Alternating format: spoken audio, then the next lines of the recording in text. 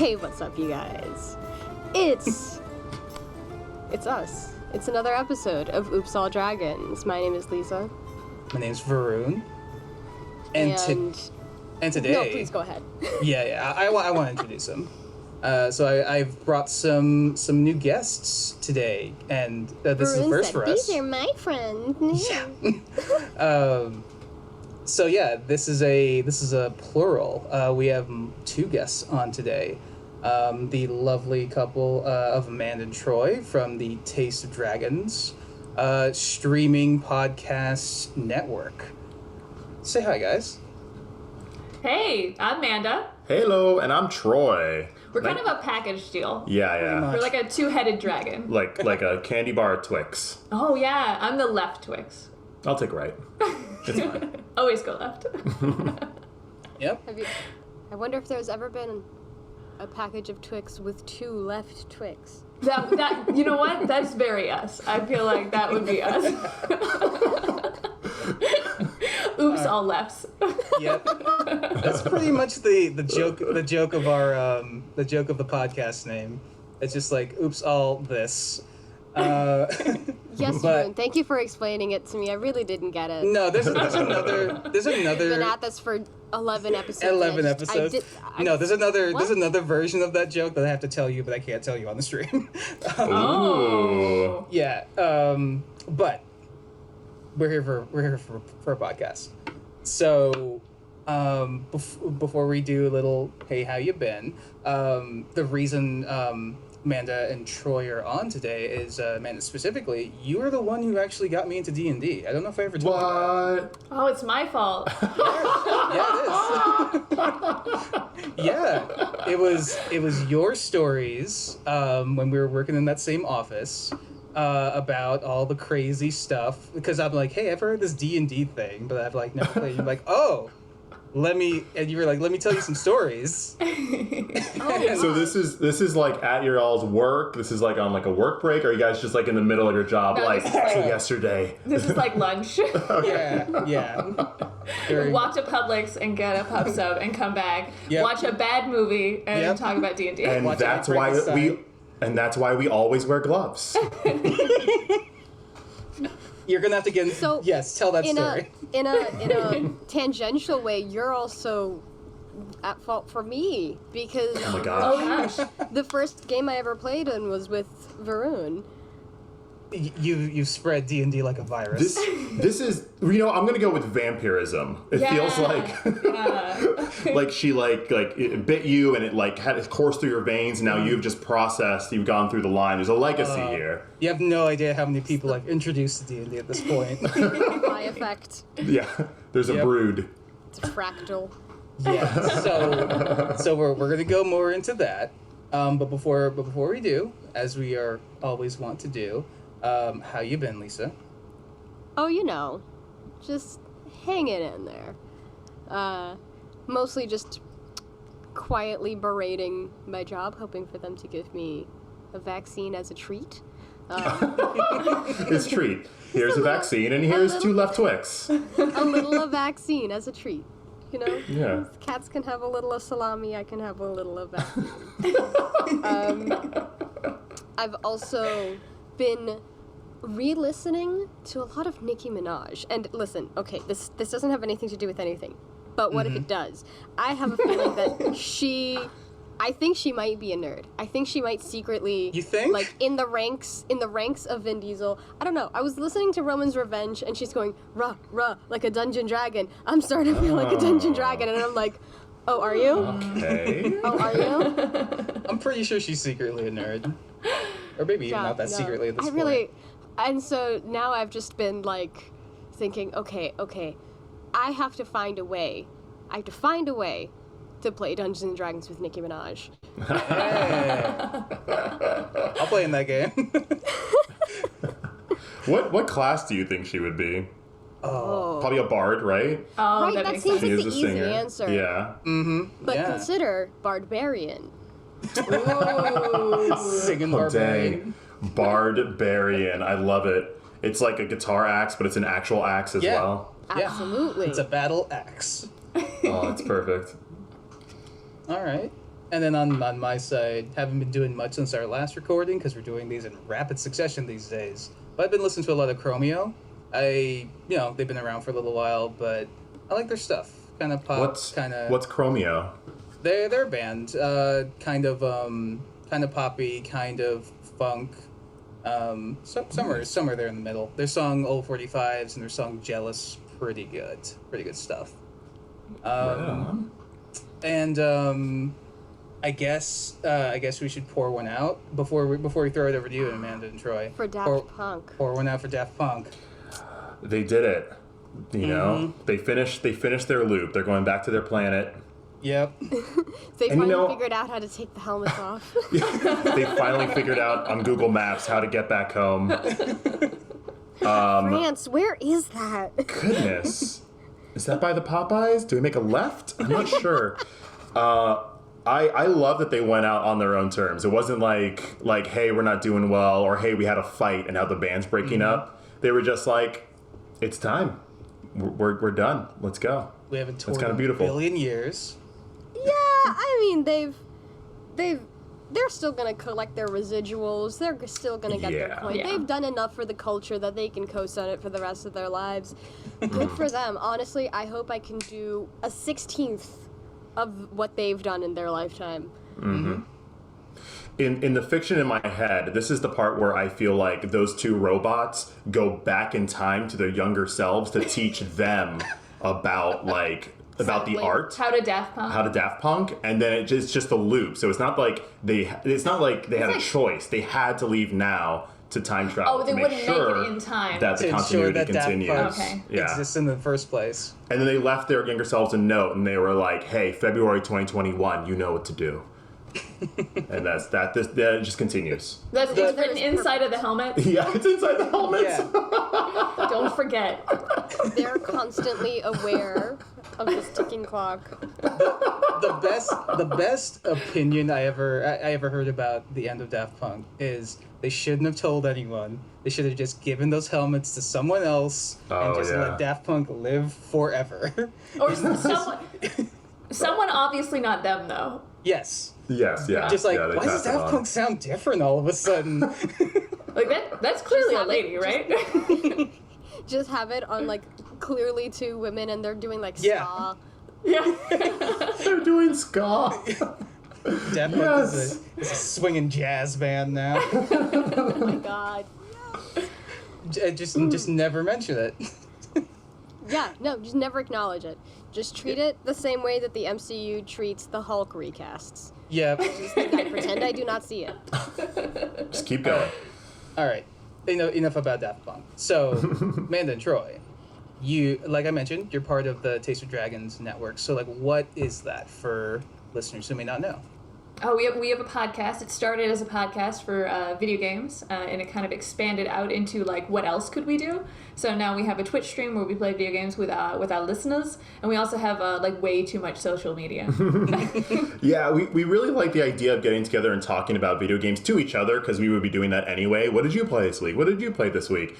But we also have like this passion for the industry. So with every episode, we have a segment where we highlight an industry professional, whether they are the composer or even if they're like a pro streamer or an esports athlete. Like we will then go and kind of go a little deep to give a nice synopsis and kind of bring those names that are usually in the background to the forefront. Because you think of like music and movies, like we know Spielberg, we know Nicki Minaj, but like people don't know who developed, a lot of different of your favorite games. So that's part of the thing that we try to promote on our podcast. Yeah. Awesome. It's fun. I love that because like I think that there's so much about the media that we consume that we really don't think True. about that having little outlets that do infuse us with that knowledge is always nice. Yeah, and it's cool learning because a lot of times we'll pick people from the industry that are really personal to us. One of the first dragons of the week that we call them was actually Matt Mercer that one of our friends did. And I had only really known Matt Mercer through Overwatch and then through and then I knew he did Critical Role, but like this person was able to tell like the impact that he had on his life, even down to like helping him through like different types of depression and things like that, and it was like really inspirational. I was like, oh wow, there's so much more to this person than I even imagined. It's cool. There's a lot of stories of people who developed really wonderful video games and how much they struggled to even get started, Right. And how different the industry was. Or you start realizing how so many video games came out of a bunch of friends that were just playing D&D that then turned that into a game. Yeah. It's a loop. And it's a wonderful insight into like how difficult it is to make anything. Like it's amazing that anything gets made. Because I'm a film major, and like when I was going through my classes and like really, I already had kind of an idea of like, oh, it just takes a bunch of people, but it's like easy. No, it's not. Nothing is easy. The fact that anything gets made, the fact that anything gets finished, like starting something is hard.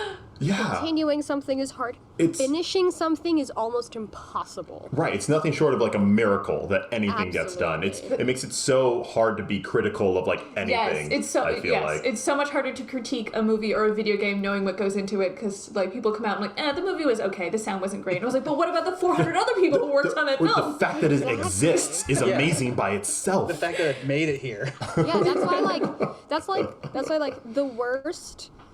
the worst thing that I could bring myself to say about any piece of media is that it was competent. Because, like, the fact that it got finished means that there was some amount of competence involved. Now, I'm with you on that. Like, the sort of subjective qualities of it, I don't like to get into it too much, because I don't know what went on in that production, you know? Right. And, like, I think it's very interesting to talk to the people who are involved and, you know, find out more and do that research, just because it gives you that insight into. It does. It really does. It gives you a really good perspective. All right. But that's pretty much our podcast. And then it's that, and it's also just falling head over heels for the Colonel. Oh yeah. Yeah. We did just play I Love You, Colonel Sanders. For Valentine's Day, Mandy and I dressed up. This is for the stream part of our live stream part. That one. Yeah. On Sundays we play indie games, and normally we find like a new indie game, like some little studio. And for Valentine's Day we needed something a little spicier. It was heated, y'all. My chicken got deep fried that day. I'll tell you that much. We did romance Colonel Sanders, but there was some kind of love connection with the deep fryer. Yeah, there was a robotic deep fryer who was pretty. He was definitely second place. Pretty charming. Oh my gosh, you guys have to do the pigeon one next. Oh, How to Full Boyfriend? Yes, Mandy and I are boyfriend. big fans of that game. Big fans. I've seen little bits of it. I'm just like, what? The longer you play it, the more amazing it is. Yes, I'm a big believer in dating sims, only because I don't have like the hand-eye coordination for like what people consider actual video games. So things that are like, you know, Phoenix Wright, which I consider a dating sim. Kind of. I love that. Hey, who's to say what's a dating sim and what's not? Yeah. Good point. Professor Layton, dating sim. Doom, dating sim. Hell yeah. Romantic atmosphere, I would say. Animal Crossing, don't get me started. Don't get me started. Street Fighter. Looking at you, Meringue. Tangy. Meringue stands in the house, absolutely. I got meringue on my island, and it was the best day of my life, the day I graduated. It was really the highlight of 2020, and then I just stopped playing the game. That's you and everyone else. How do you top that? Yeah, How do you top meringue? I know. She is the topping. Yeah. If you guys ever want to talk, Japanese Super Wars games, I'm your man, because I'm playing through the entire series right now, and oh boy, some of those games good and some of those games real bad. I will definitely want to talk to you about that later, because I don't really know what that is. So, put a button in it. I am interested. We can talk about that after the thing. Right on. That's video games. Let's talk about tabletop role-playing games. Hell yeah. So, Amanda, we've already covered that you are our gateway here. How did you get into this? Actually through Troy. So, Troy, you are the There you go. There's the chain. There's the That's why hierarchy he of was the so vampires. I'm so quiet about I'm it. the We Tom were talking Cruise about it. in this movie. The creepy Tom Cruise. Don't bring up Interview with a Vampire. I'm just so screaming. I've only seen that movie 13 times. It's great. Only It's 13? great. Only 13. But 13's the perfect number to see it. It's Exactly. like, ooh, yeah. It's my comfort movie. That's fantastic. But you're the one who, I mean, we both started playing at the same time because we both started playing with the same Right. campaign, but Troy's really the one that started it. Yeah, I had a friend, and it all ties back in together. We hadn't seen each other for a while. We came back, we got lunch, we talked about everything. And by the end of as we were hanging out, he's like, what do you think about D&D? I'm like, I have a couple friends who are into it. And he's like, me too, but like, I really want to play it. And me and him kind of looked at each other and we're like, well, I guess that's the end of this conversation because none of us have any skills We or don't know like how it works. we don't know where to anyone start. who DMs. We were just like, well, that's fine. Maybe one day. Yeah, this is back in maybe like 2012, like January of 2012. And so I think he might have been listening to some podcasts were starting to come up that were doing D&D, and he was like, I think I want to do it. I'm like, well, I try. That night I introduced him to a bunch of our friends where Mandy was living at the time, and Mandy and I had just started dating.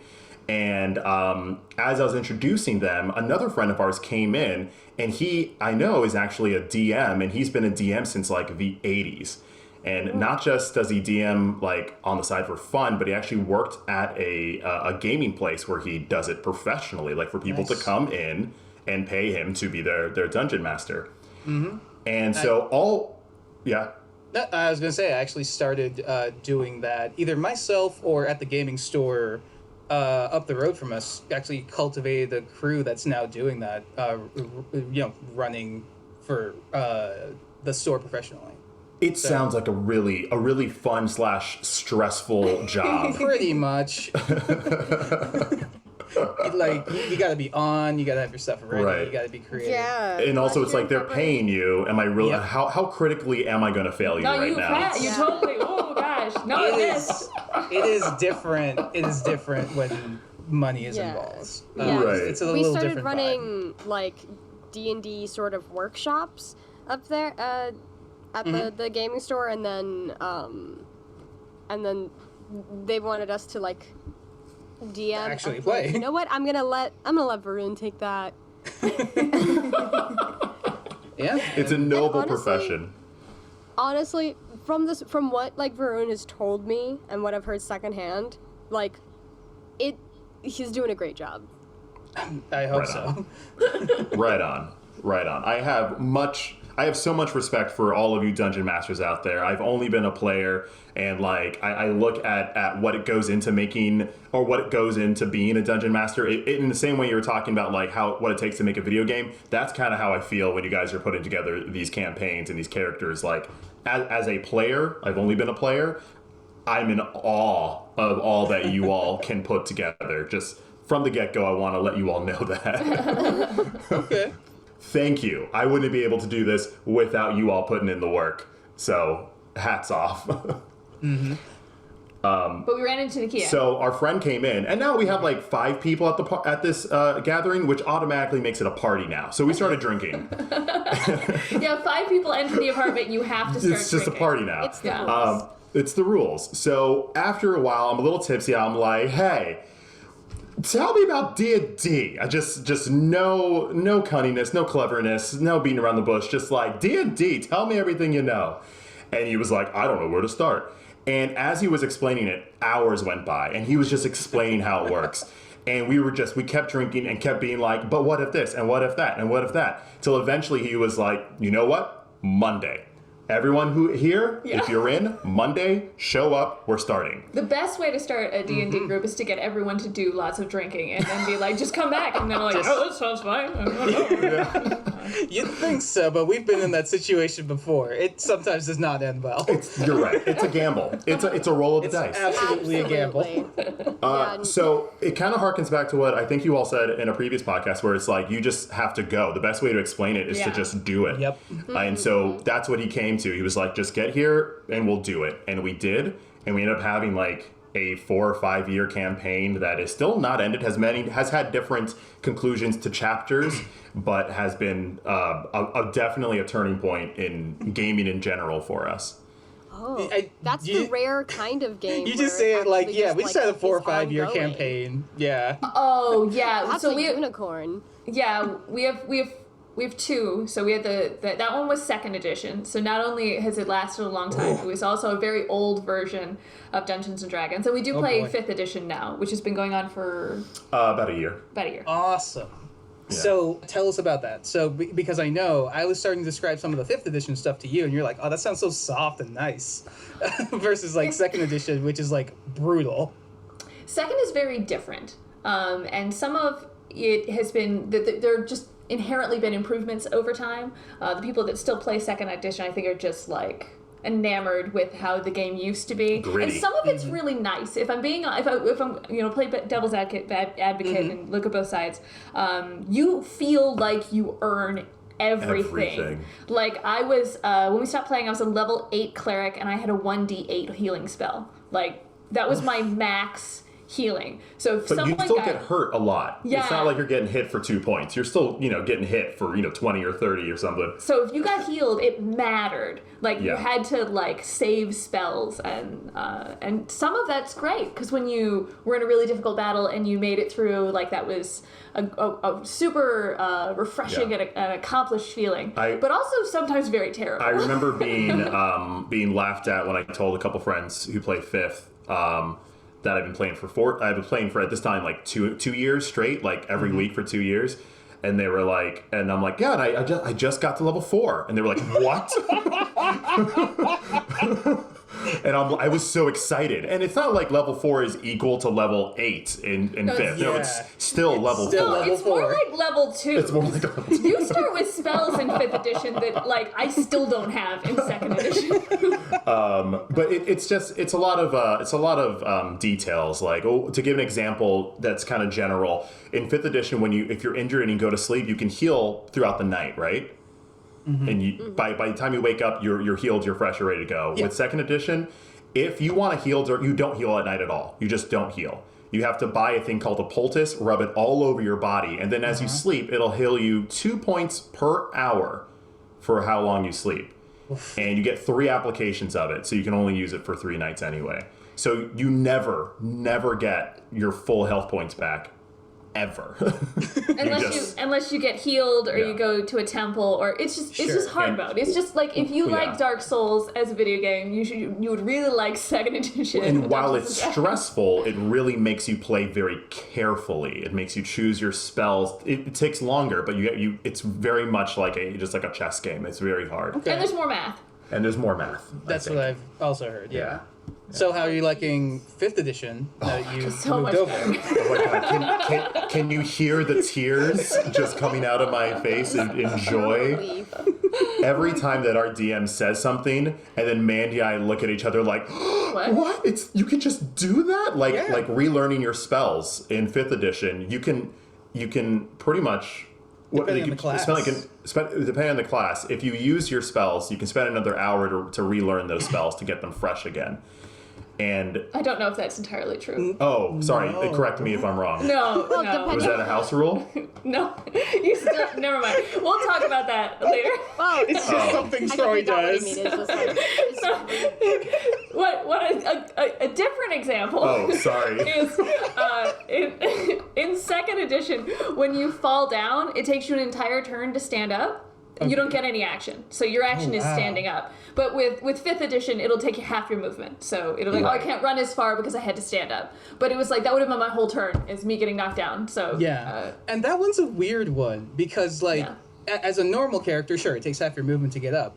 But as a faster character, it takes more of your movement to get, because like monks and barbarians, they can move like 40 feet per turn. So it takes 20 feet worth of effort to get off the ground, even though they're supposedly faster and better.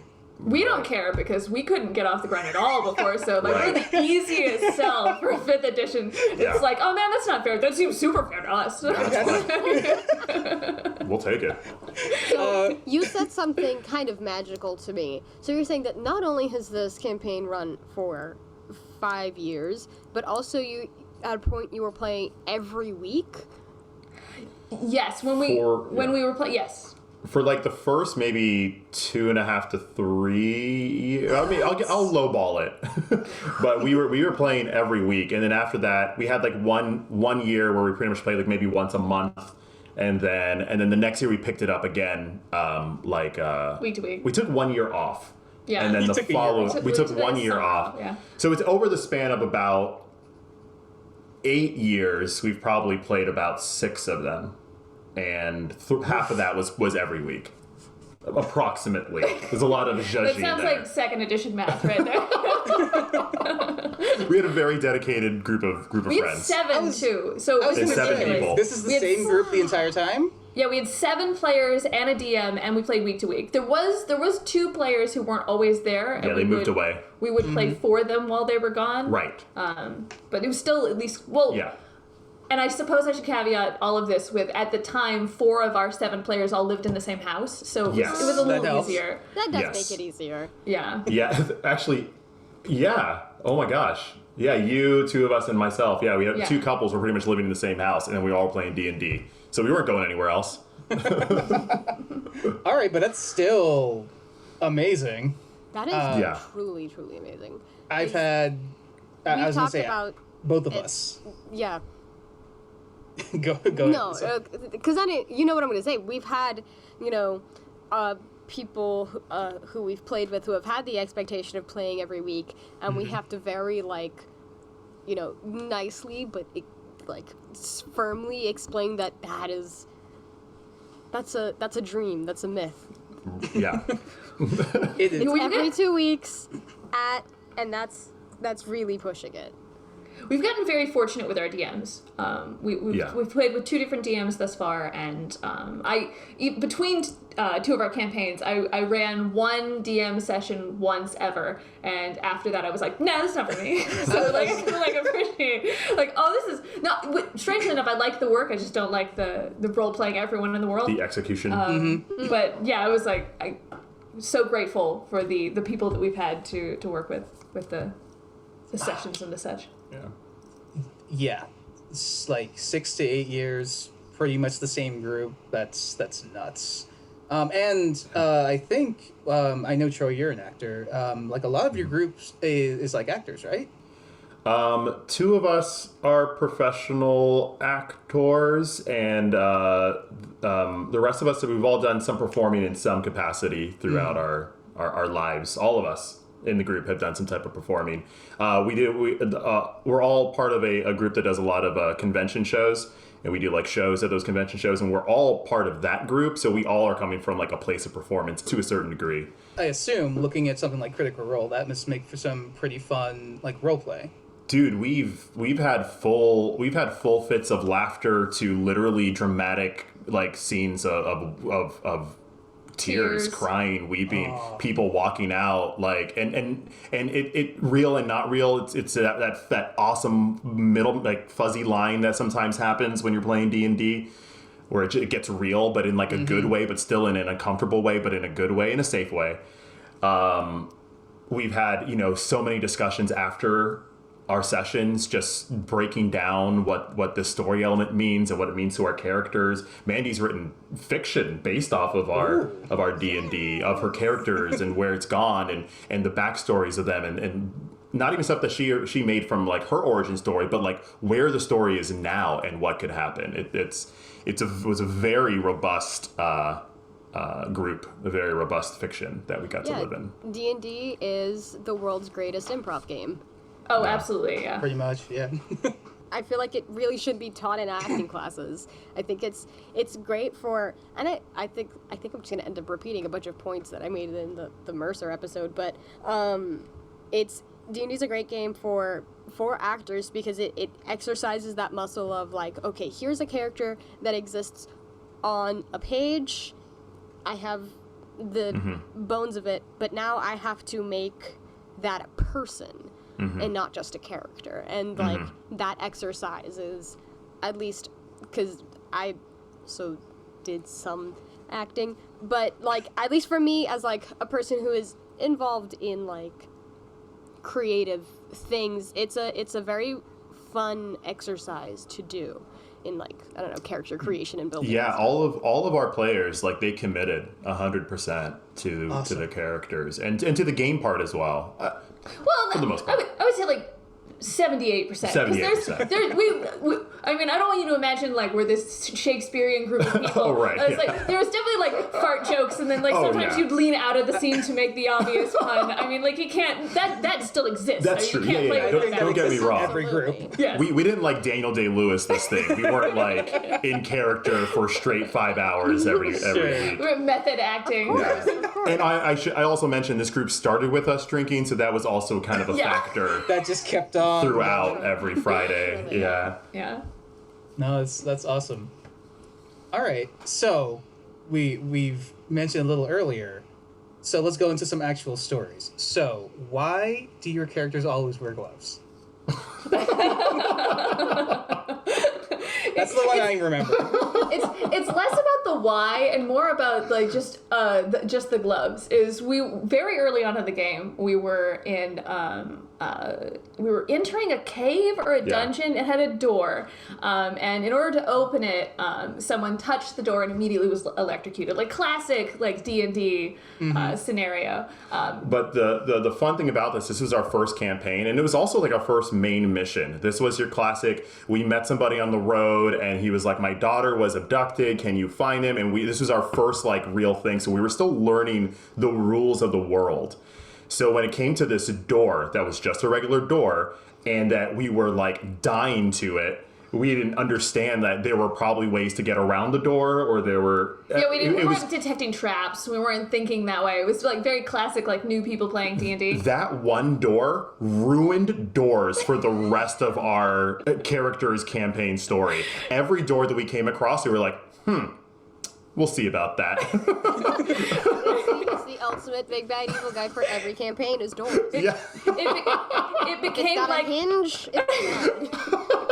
it became like our DM's worst nightmare because no matter what we were doing, it was like, oh, and we're wearing gloves. We're We wearing want you to know gloves, we're wearing just so you gloves. know. We gotta, It's like, that door will never get us again. do you pick up the key on the ground? Yeah, and I'm wearing Wearing gloves. gloves. It doesn't have anything to do with gloves. Stop saying that. It was a great way for our DM just to try to teach us, like, hey, expect, be prepared, things may happen. But we just took it way too literally, and it got to the point that it now just became like a part of our group's like dynamic. Our group was known for gloves. You all wear gloves. They sang the story of the gloved ones. I think it got on his nerves because after like 5 years, we went into a dungeon and there was a door that you couldn't open while wearing gloves. Yeah. Yeah. Like, I don't know, I guess we live here now. Oh man, and I gotta tell you, it was tough to take off those gloves. I did not want to do it. But yeah, one of those funny growing pains stories. Yo, Fantastic.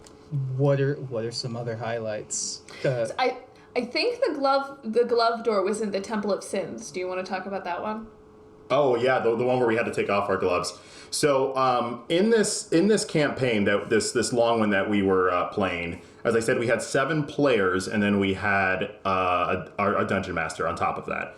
And this was probably towards almost the end of... We're not done with the campaign, we're just on hiatus, but towards our kind of main play session. So we've been playing for at least 5 years We're now. like building up characters and archetypes. We've been playing together for a while, Yeah, so we all had we our know like each very much other. like our role in the group. So we got into this castle, and we're on the first level of it, and there's a horde of enemies coming in, and we are fighting them. And our leader at the time is a mage fighter, mostly fighter, not a great mage, awesome fighter.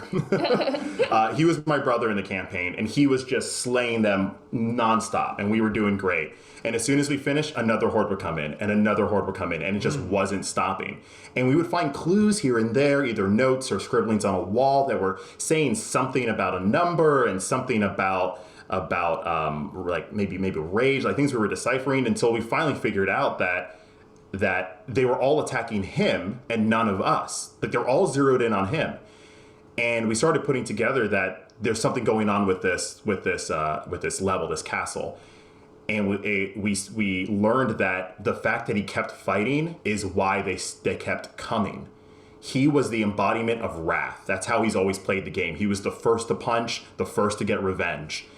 And this level was created so that he had to give up. He had to forfeit. Yeah, he had to lay down his sword fighting, and take the hit and lose, which is something he, as a character and as a player, is not about.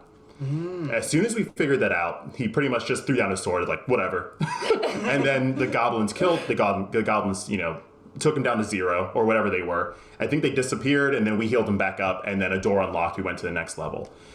The next level is when we really started to put it together what the scope of this was, because Mandy, who is the smartest of all of our players, she went into this game, she read all of the Dragonlance novels, she had a really great sense of the world of Faerun, she was the cleric of our group. We look to her whenever we need healing, but also knowledge of the gods, because not only does her character know this because she's a cleric, a priest, but also Mandy knows all of this information because she grew up in the world of Faerun.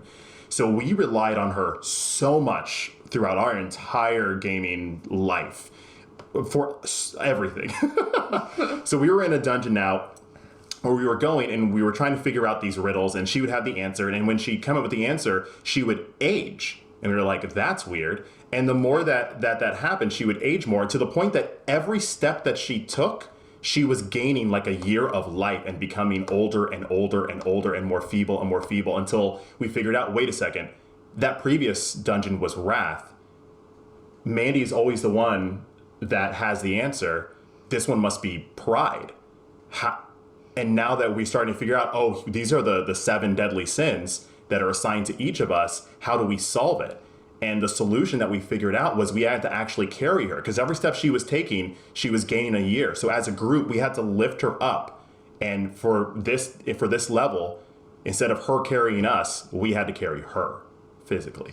But the dungeon was so cool because it was so frustrating for your character, but it was also frustrating for all of us personally, because it's like he took a dungeon and he took everyone, when you create a character, even if you don't mean to, you put like a small aspect of yourself in that character, and he found all of the aspects of ourselves, because we've been playing for a while, and then was just like, okay, well, how do I point that out? How do I point out that like you're always the one to attack, or you're always the one with the answers, and like make you like... Every single level had this element of like ingenuity to it. To give one final example of like how cool it was, at this point we caught on what the game was, and we got to our friend who always had trouble figuring out what to do. She always just went with the flow, and we got into a room that was filling up with sand, and we figured out, by now this was like the 6th room, so we knew what it was, and we figured out that the solution was for her to just do something, to make a choice. Go out that door or that door, because we were stuck and the sand was going out. And it was like, you know what, this is your room, so we know that we can't solve it, we know that you have to solve it, you just have to choose anything. Just choose something. And she couldn't. Oh my god. She couldn't. That's how real this dungeon got. She was just so flustered with the pressure that she couldn't choose, and the sand filled up, and I don't know, I think he made something out for us to like get out of it, but we essentially failed that. We would have all died, I guess, if we didn't. But we took a lot of detriments because we couldn't get through that. All right, I think he counted something she said as a decision. He's like, then you do this. But no. It was just so amazing to see like the care that he went through to make these particular dungeons, and then just the ingenuity to how to solve them. It wasn't just pull this lever and the door goes up. You know, it was very very. It was real. It was real. Manny and I had like a 2-hour discussion afterwards. It was a really long time talking about it. It was like, am I really that person? I was just like, am I really? I didn't really thought about it like that. And it was because like Bobby's definitely that person. Because I mean, the nice thing with Mandy is like, if there was a question, she would come in with the answer, and we would always be grateful for it because she had the answer. But she was always like, oh, it's this. Oh, it's this. This is what's going on, and this is what's happening. And I can see from a dungeon master how he would love to try and turn that on its head. You could see it in other people, and you're like the mirror. Oh my god. Yeah. It's ridiculously fun. Is this me? Am I really like that? Yes, you are. Oh man, it's those moments that like cause not only the fictional character growth, but also maybe real character growth, question mark? Exactly. I think that's something that's very wonderful and very unique about Dungeons and Dragons, is a lot of times if you're not having fun or if you're running into a conflict, like, it's not just about, like, the dynamic of the group, but sometimes you can turn that backwards and be like, why aren't I having fun? Or, like, why is this bothering me? Because it's not normally the game. It's usually you can, like, back something up and be like, oh, yeah, maybe I should let other people have a turn, or maybe I should take a breath. There's days where maybe I had a bad day at work, and then I go into D&D, and my character is just pissed for no reason. Like, oh, I should... But yeah, that was a really memorable castle. So I have a question. Go ahead. What would it take to get you to try DMing for either one of you? So for a while I had convinced myself that I was going to do a Firefly campaign, because I recently rewatched everything and I really liked it, and I enjoyed the I don't know, the construction quality, the world building quality of it. So I built like I reworked the manual and I built like a world to play in, and I made a test scenario, and then I sat down and I had a few of my friends run through it, and it was about like an hour and a half. It was great. And it went, and I just didn't like it. I just finished and I was like, no, I'm okay, I don't have to do that again. And they're like, but what about next session? And I was like, no, that's not gonna happen. She had us on the hook. It was it was like a murder mystery, and we got like pinned and blamed for it, and she made a campaign where we made our own decisions. Like, we had choice, but she knew the choices we would make, and we got blamed for a murder we didn't commit. I'm not gonna.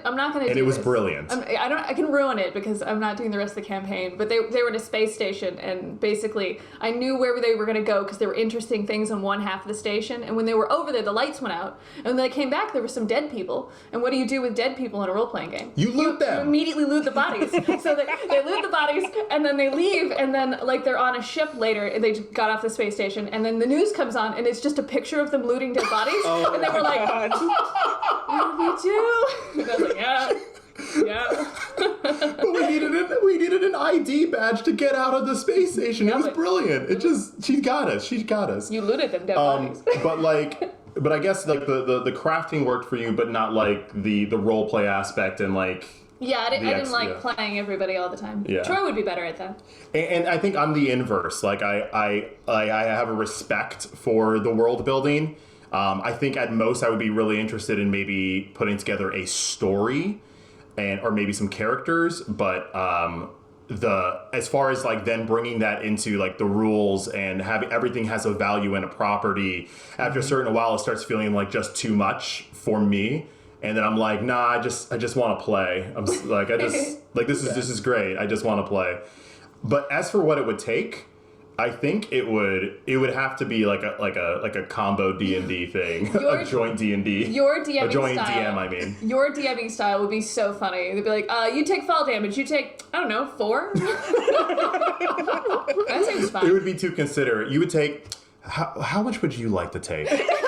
Actually. Oh, you only have 3 health left? Okay, no damage. No damage for anyone. Yeah, I'm probably also too nice to really stick to it. Yeah, that definitely requires a certain amount of, I guess I'd call it ruthlessness. Yeah. To DM. Yeah. That's what keeps it real. Yeah. You're a player in the game, but you're also playing the enemy, so you have to be like, all right, there has to be like that element of danger, otherwise the players aren't gonna like feel like they accomplished anything. Right. I think we've talked about this before, is you're not into modifying dice rolls as a DM. Yeah, no.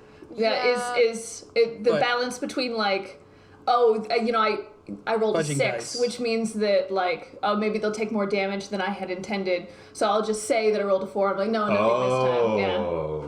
Yeah, when we're playing online right now, because, pandemic, but in the virtual tabletop, I don't hide my rolls. So, and even in person, I'll roll the dice right in front of them and, like, literally, however the dice fall, that's Varun is the only DM I've ever played with that doesn't use a DM screen. Interesting. But that's what this screen's for.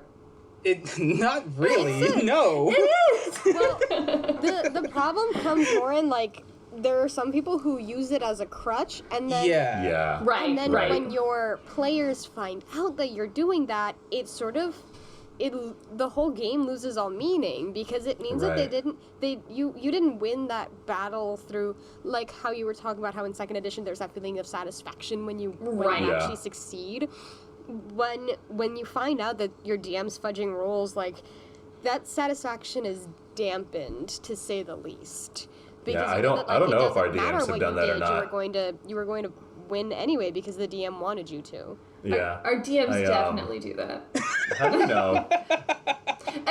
I guess I'm fine with it in favor of the story. If you still feel that sense of accomplishment and the story still continues the way that it's supposed to, and the roles weren't the same, then I don't actually care. If there's a guy running away and someone has an impossible shot and they make it and everyone at the table is super excited, I don't care if they got a 20 instead of like a 19. Right, but I haven't felt like I've known whether that's happened or not. Maybe I'm just assuming. Well, that's just the thing. Like the story shouldn't just be one person, like the DM, telling it. The DM sets up the dominoes, but you guys have got to be the ones to like make the impact, and you've got to like really feel that you do. I have felt like this is not necessarily a fudging dice roll thing, but I definitely have had some instances where the DM will look for ways of success if it means like, hey, that character is gonna die, or like if that character was just dead, they'll definitely look for just some type of reason that it would make sense that maybe there's a chance they could get out, and then they would roll for it to see if that would actually happen. So it wasn't like an absolute either way, but it was like... And it is fun to remember that there are things worse than dying. Yeah. Sure. There's that.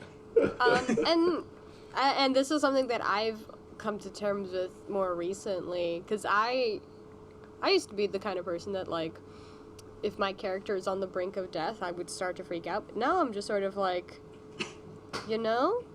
that's fine. I got another one on the back burner. Whatever happens, happens. Let the dice fall as they will.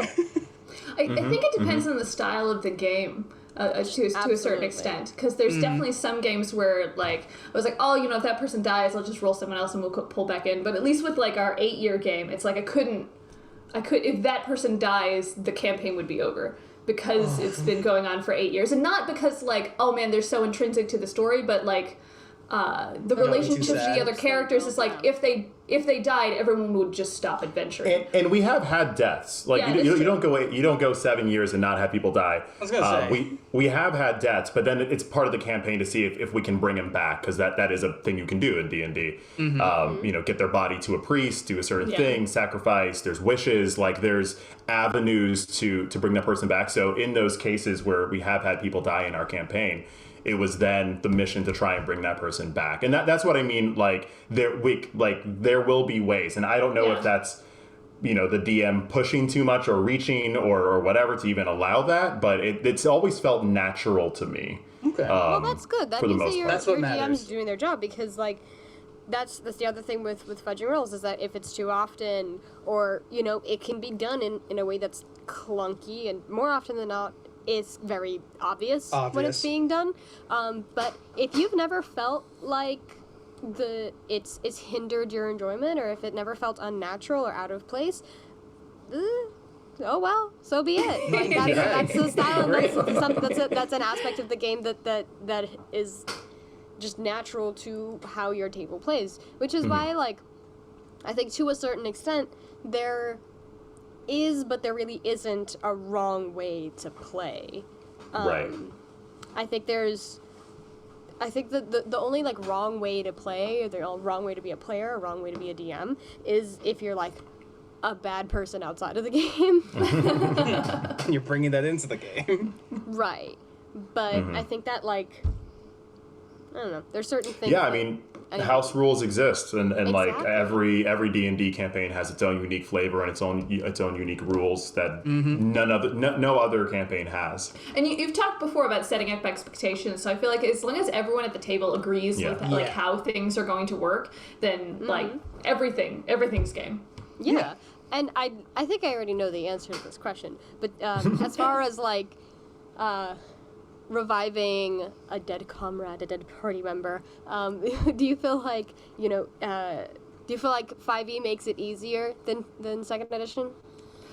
No one's died in 5th yet. Yeah. We haven't been playing for as long. I can answer that question. Yes, it's way of course easier. it does. Is it? Okay. As long as you have the Revivify spell, you can just bring someone back to life right there. Well, you as can long as also you get have a find 1,000 someone. gold piece. A 1,000 gold piece. and you need the material for it. As long as you have the material for it and you have the spell slot, boom. Okay. You can Yeah, heal them right there. In 2nd edition, it was always a quest because you had to be like level, I don't know if it was like level 11 before you could cast a revive spell. Yeah. But it also took X number of years of your life. So Right. if a priest cast it for you, it would be like 5 years of their life. Yeah. So in order to do it, they always had like hey, you have to go on this entire quest line to come back, so I will cast that spell for you. Yeah. Because they have a chance of dying. Yeah. Interesting. I've had one of my mentor wizard in game died from an identification spell because in 2nd edition, if you identify something, it takes hours to go through every single item, and it actually takes from your constitution to figure out what it is. And he had dipped so low in his constitution that he had to make a roll to see if he would survive, and he just didn't. Wow. That was like our first week playing too. Oh my Yeah. god. Died Yeah. from the Identify spell. Yeah. Crazy. It was a bummer. Troy sang Endless Love at his funeral. We had a funeral for him. I used a cantrip to make like blue butterflies go. My brother, which I mentioned earlier, he sang Endless Love, and I harmonized with him. And in the fiction, we created that song because I don't think Lionel Richie and Diana Ross existed back then. I can't prove it, but in another completely different universe. parallel universe. The famous bards Yeah. So talented. going across the lands. Speaking of character death, and like the inverse of that, where in like 2nd edition, it's like it can be really tough to revive someone. In 5th edition, we had an example in our campaign that I'm running for Lisa and some friends not too long ago of character death being like hilarious. Oh my god. Yes. because the party finds a bunch of essentially like poachers, and they are poaching yetis, and they have taken like little baby yetis hostage, and I already like this. and are using them to control the big mama yeti because she doesn't want her children to be hurt. So one of the players, like the guy who's like has a knife to like the yeti child's throat, is like, don't come any closer. And one of the players just isn't paying attention, and she just walks forward. She's like, I walk forward. I'm gonna I'm gonna cast a spell or something. Like, okay, like he slits all the yeti's throats, and then that doesn't end well for Mama Yeti. But then you have a bunch of dead baby yetis, and she's like, oh my god, what did I do? She's the cleric. She's holding multiple diamonds worth of hundreds of gold at this point because they've accumulated this wealth. Oh, So yeah, no, because we had just left, like, a royal court, and, like, the thing that she Loaded asked up. for... Yeah, she asked, can you give me as many diamonds as you have? Yeah. How many? Just like all of them? If that's cool. Thanks. So she just, I have a reusable bag actually. If you just want to put it in there. so she Oh, that'll actually give you a discount. she uses all of the diamonds healing their horses, which had died in a stupid accident. In a And previous then- accident. And then healing these yetis who she got killed. And then she realizes, oh crap, I'm out of diamonds. I'm one short for this yeti. Oh, no. So like that's a problem. And then one of the players dies. Oh no. Oh no. So then everyone is just like, you failed your last death save. What? That's it. And then it's just looking at her, and she's like, oh no. And the best is still to come. Yeah, we had a thing where that character who died literally like just like it was a new player because another one of our players dropped, and his character died like second session. So Aww. so I looked at his backstory, and I'm like, okay, we're gonna do a devil's bargain thing. There you go. God here. Yeah, there you we're gonna go. role play this out and you're going to make a dark pact with your god, and you have to give up something very important to come back to life. So we figured out a way to like make it make sense. That's I'm good. like, normally I'd be like, well, shit, you're dead, man. But But second session, But, like, they put so second much session, work into their yeah. character. Yeah. That's You really did. So That's I'm how you lose players. yeah, so I'm like, Yeah. all right, let's do something about this. Didn't Ro loot Whisk essentially? Yes, and then she So goes to loot him. while this character is dead and like on another plane talking to their god, our little 11-year-old cleric is rifling through his things to see if he had any diamonds on. And he comes back to life, having given up this important thing, and then he's basically like looking at her, diamonds in hand, and he's just like, nope, give me those. That was just such a weird session of just, they're in combat, like the battle starts, this bad thing happens, she's just trying to heal these things that she got killed, and then she realizes, oh crap, our party member is dead, and I just used all of our reviving stuff.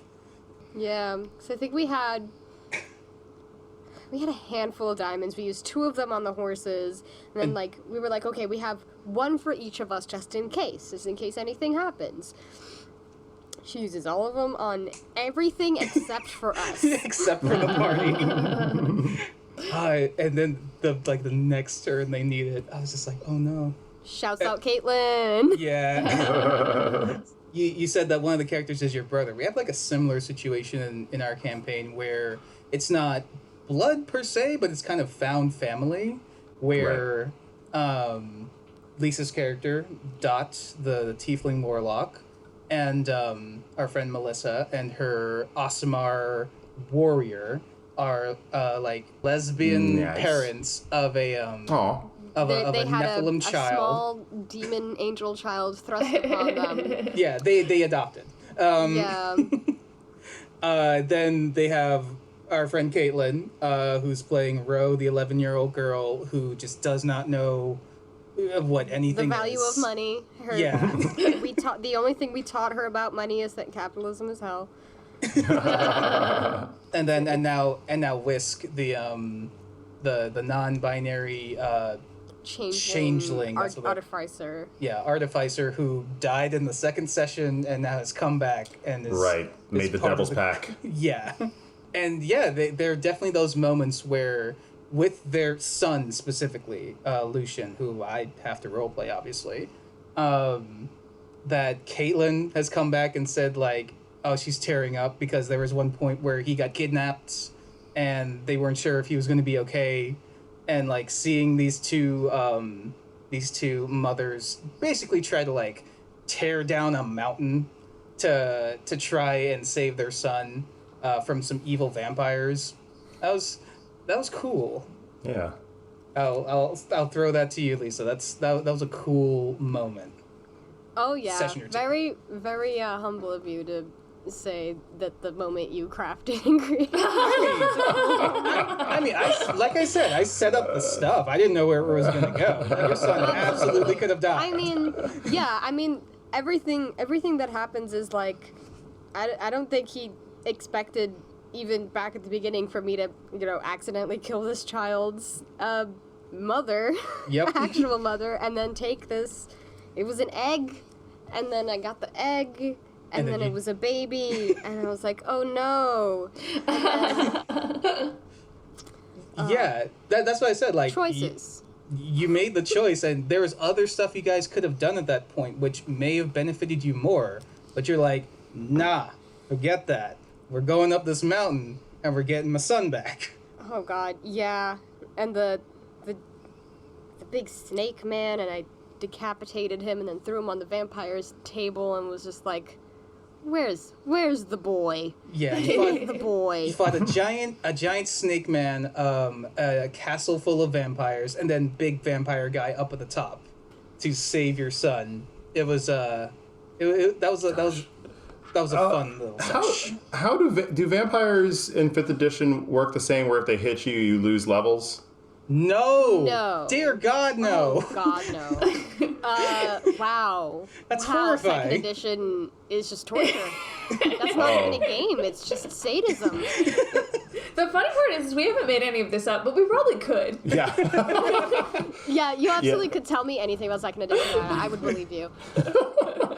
Yeah, you just have to like lose fingers to cast a spell. You only get could 10 tell for the me game. Like, You could tell me that anytime your character takes damage, your DM comes up and punches you in the face, and then you're like, That's true. Right. it's in the book. And then, and then to get your figuratively. spells, you need to spin around 3 times and say the name Burt Reynolds 3 times, and then you get your spells for that day. It's pretty wild. He was very popular back then. You have to do it at the table, though. Your character doesn't do it.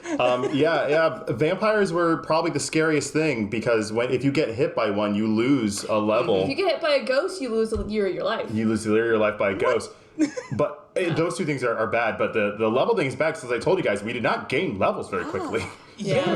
Especially since you were losing them from my head. You lose a level every hit. So if Yeah. you get hit, claw, bite is like, all 3 of them hit. And there, of course, are caveats. There's ways that if you then go to like a priest, they could like heal you and bring your levels back. But for what it goes into to get your levels, it just really made you respect vampires. I think that was probably the thing about second edition is like a vampire is a vampire. Like in real life, if there was a vampire over there, I would walk the other way. I wouldn't think I could take him or anything. It had to be really, really important. Yeah, they're similar in 5th edition. They'll drain your life, and similar to the identify spell thing. If your constitution drops to a certain point, you'll just straight up die, and then they'll turn you into a thrall. They'll like hit you, and you'll lose your hit point maximum will drop. Yeah, and they'll take however that, much. and their health increases by that much. Oh gosh, that makes sense. That's how a That makes vampire more works. sense, That makes yeah. more sense. Then just like you lose the experience of becoming Wait better a at being a second. fighter. Hold on, Varun. Have I just not read the vampire rules? Because did you just say that they gain that? They don't just heal that much. They like gain that hit point max. No, I guess that's what I don't know meant. if That's what I meant. Okay, Yeah, they they just heal it just back. heal that much. Okay, I that think makes some sense. of the higher, like if you want to like, hack Because the that would be game, they insane can is do that that. if they would heal it and then also it would raise their hit point maximum by they that can much. stack, yeah. That would be terrible. I think some of the higher level ones can do that. There's some variants, but they just heal. It's not, they're still pretty tough. Like if you meet a vampire at level 1, they can look at you and kill you. Yeah. God, but Curse of Strahd would be a nightmare in second edition. Yeah, we did run into Strahd. We didn't. It was. I think he was the person that assigned us to go into that castle that we talked about earlier. We had a love-hate relationship. Yeah, Strahd was into my wife, of course. Ah, Typical. Typical Strahd behavior. Gosh. Like, you look but like my dead lover, and I was like, yeah, fine. yeah. Alright, cool. Of course, it's me. I get it, Strahd. Yeah. We are very happy to be in 5th edition now. We have a really, really talented dungeon master who I know you guys were talking about the Mercer effect and how like not to have expectations on like you know DMs to have all these voices and nuances, but this guy he was a friend of a friend. I'd never met him before. He does children I'm gonna take that back. He portrays children in like such an honest way where like I know if I was playing a kid, I would probably play the joke of playing a kid. And I'm sure you all do this as well. But just the nuances of like the innocence of it, even down to like there was a monkey character that was riding on the shoulders of somebody. And he would do the mannerisms of this monkey. And once again, for me, I would probably go full on, bananas, let's go. But he just played this very kind of honest, curious monkey that I was like, who are you? He's definitely the bright side of the Mercer effect, where like, someone saw that and was inspired by it and was like, well, we'll try doing that. The campaign we're doing now is 100% born off of people who kind of grew up watching Critical Role. Ooh. Which is interesting for us because it's a and like we said, we're just very sunnier, fortunate that we found these people. It's a much like, sunnier disposition. Yeah. We'll second that. Yes, you're very fortunate to found these people.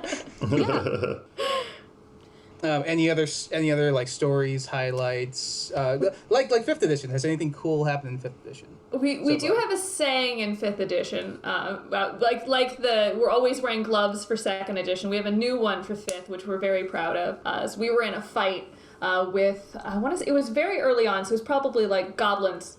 I had just learned to find familiar spell. It takes an hour to cast, and I had this bird flying over the sky, and this goblin out of nowhere, like long shot, throwing a rock at it, knocks my bird out of the sky. Never got to use it, like instantly. It was like the first. It was so cool. That's actually happened to a player of mine. It's just like really what? And then later in the same fight, the goblin goes up to hit the leader of our caravan, and he's on a horse. Cannot hit the horse for the life of him. Tiny bird, middle of the air, knocks it right out of the sky. Horse, the nothing. goblin is aiming for this huge horse and just completely misses. So we've made this into a saying. We call it hitting birds and missing horses. So it's like, sometimes things in life just don't work out. Just today, it was just like hitting birds and missing horses.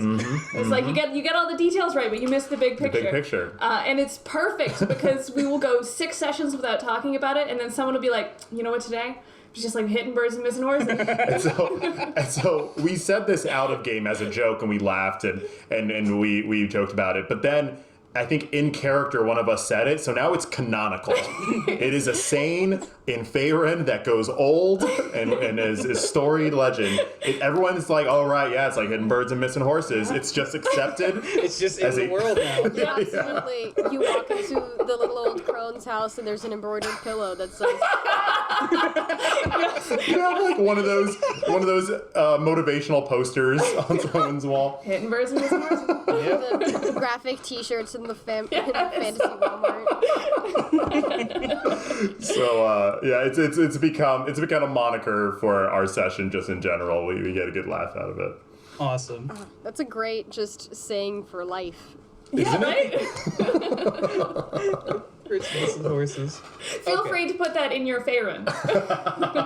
Sure. It's canonical. It's real now. All right. So contact your god, and your god just goes, sometimes there's just some days that are just, I know you wanted to resurrect your friend, but it's a missing horse kind of day. You didn't hit the bird today. Hey, I revived your hamster, but I'm sorry about your friend. Or like, I revived the Yeti, but not the person. That's definitely it. It's like hitting birds and missing horses. oh gosh. I know we have something like that in our games too. We just capitalism's hell. That's it. Capitalism is hell. That's ours. Yep. That's it. Yep. Anytime any shopping needs to be done, there's the reminder. Capitalism is hell. The first time we met her character, she was getting swindled by a fruit salesman who was trying to sell her a single apple for 15 gold. This has been great. So, and we're probably going to want you guys back on at some other point to talk more D&D stuff once you get more into 5th edition and, I've had some adventures in, like, the new lands. Yeah, thanks so much. We are just on the cusp of going into our first dungeon. We've had about a year of just traveling in a caravan. Where are we in? Baldur's Gate right now, and we finally got our first proper, like, dungeon. It's a mine. Through. Yeah, it's a mine. So, yes, we are on the cusp of some real fun things. Awesome. All right, so we'll give you the floor to plug anything that you want to plug. I think you guys have something specific in mind. We have so many things. You can check us out at the Taste of Dragons podcast. It's on Apple. It's on Google Play. You can ask your Alexa to pull it up for you. Now that I've said that out loud, ours just turned on. You can also check us out at Twitter, Instagram, and on YouTube at Taste of Dragons. We also have a Discord. I don't know how to plug that, but find us. Yeah, if you get to our Instagram, we have a link tree there with all the information and everything we're at. We do stream 6 days a week on twitch.tv/Taste of Dragons. And since we are a network of friends, there's 6 of us. We have all different types of tastes. Everything from indie games to AAA titles. If you like Call of Duty, if you like Bug Snacks, Metal Gear Solid, you're gonna find a game that you're into during our week. And we all just love video games. We're just huge nerds about it. So. Even bigger nerds than D&D, if you can imagine that. Yeah. Thank you all so much for having us. This has been crazy fun to just talk shop with y'all. Yeah, absolutely. And It's almost like therapy. Absolutely. And you guys are delightful. I would absolutely love to have you guys on again. Awesome. Yeah. All right. Huzzah! So yeah, we'll call it a day, and we'll see you in the next episode. Goodbye. Oops All Dragons is a group effort. Our show is edited by Noel Hernandez. Our theme was composed by Brendan Lyons, and our logo art is by Azif On Q. Links to more of their work and their social media will be in the show notes.